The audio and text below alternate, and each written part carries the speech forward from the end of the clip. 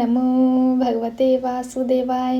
प्रिय मित्रों, आप पवित्र पथ पर अब उस क्षण में पहुंच चुके हैं जहां युद्ध भूमि पर केवल शंख नहीं बज रहे, धर्म की चेतना गूंज रही है। अब तक हमने देखा कौरवों का शोर, पांडवों का दिव्य शंखनाद और एक एक करके धर्म के पक्ष में खड़े महापुरुषों की आवाज। अब गीता इस श्रृंखला को और विस्तार देती है। गीता कहती है, श्रेष्ठ धनुर्धर काशी नरेश, महारथी शिखंडी, धृष्टद्युम्न, राजा विराट और अजय सात्यकी, इन सब ने भी अपने अपने शंख बजाए। मित्रों, यह केवल नामों की सूची नहीं है, यह धर्म के पक्ष में खड़े विविध स्वभावों की एकता है।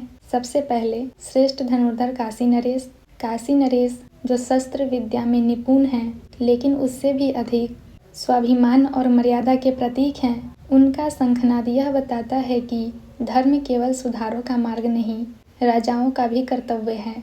फिर महारथी शिखंडी जिनका जीवन स्वयं अन्याय और प्रतिज्ञा की कथा है। उनका शंख यह घोषणा करता है, जो अन्याय का शिकार हुआ है वह जब धर्म के साथ खड़ा होता है तो इतिहास बदल देता है।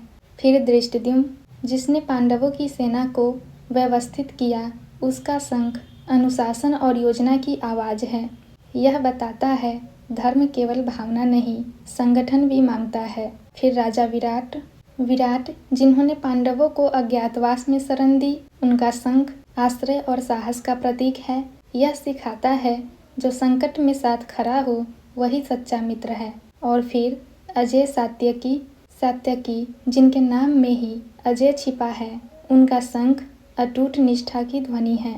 यह बताता है जब विश्वास अडिग हो तो पराजय असंभव हो जाती है। मित्रों, इन सब के शंख अलग अलग हैं, लेकिन ध्वनि एक है, धर्म के साथ खड़े होने की। अब गीता दृष्टि बदलती है। संजय सीधे धृतराष्ट्र से कहता है, हे पृथ्वीपति यानी धृतराष्ट्र, राजा द्रुपद, द्रौपदी के सभी पुत्र और महाबाहु सुभद्रा पुत्र अभिमन्यु, सबने अलग अलग अपने शंख बजाए। यहाँ हे पृथ्वीपति कहना भी बहुत अर्थपूर्ण है। धृतराष्ट्र धरती के स्वामी कहलाते हैं, लेकिन वे धर्म की दिशा नहीं देख पा रहे। गीता यह संबोधन करके मानो पूछ रही है, जिसके हाथ में सत्ता हो, क्या उसके हाथ में विवेक भी है? अब आते हैं राजा द्रुपद जिनके जीवन में अपमान भी है और प्रतिज्ञा भी। उनका शंख धैर्य और प्रतीक्षा का प्रतीक है।